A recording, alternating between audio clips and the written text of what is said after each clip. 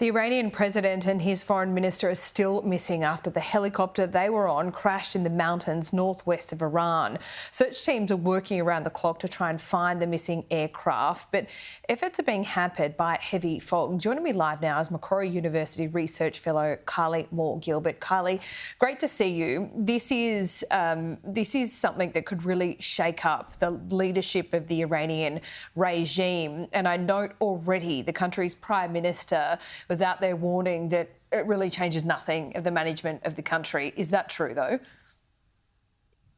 I think on some level it's absolutely true because, of course, Iran is an authoritarian regime ruled by a supreme leader, Ali Khamenei, who is 85 years old and is very much thinking about his succession plan, but he is remaining in power as of today anyway, and he's the one that calls the shots. So in that sense, we should see some continuity.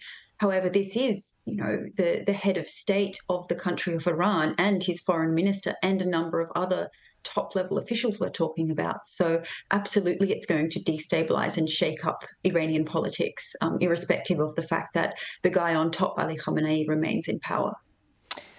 And what might that shake-up look like, Kylie? Would it fundamentally change the direction of this pretty oppressive regime? Or would it just be more of the same? Someone else would step up and fill the vacuum with almost a copycat?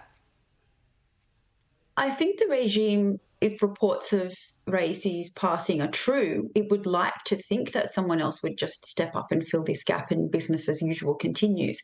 But I think it would have quite a destabilising effect in that you would see a power struggle emerge amongst various hardliners as to who will succeed Raisi, but also it's thrown the succession to Ali Khamenei into question. Raisi was widely seen to be a potential supreme leader in the future, quite a weak and pliable one that might be kind of a puppet supreme leader influenced by the Revolutionary Guard Corps, for instance. So if he should pass away, who would be the next supreme leader? And keeping in mind Khamenei is 85 years old.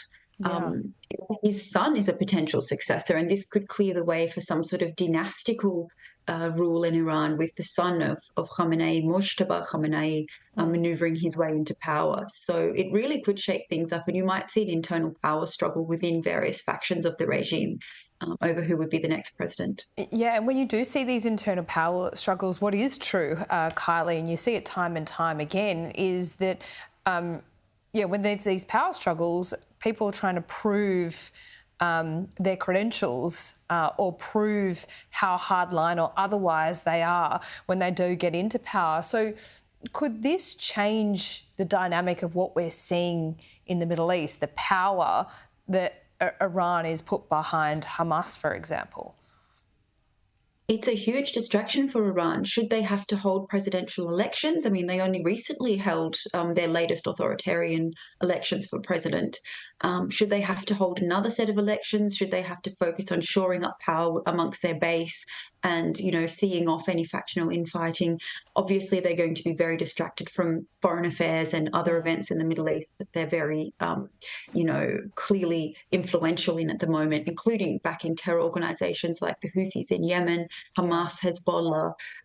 So this very much would play into the hands of Iran's enemies, let's say, and could potentially destabilise Iran's support for some of these groups in the short term. But longer term, I think whoever it is that succeeds Raisi is going to maintain the same policy of support for those groups.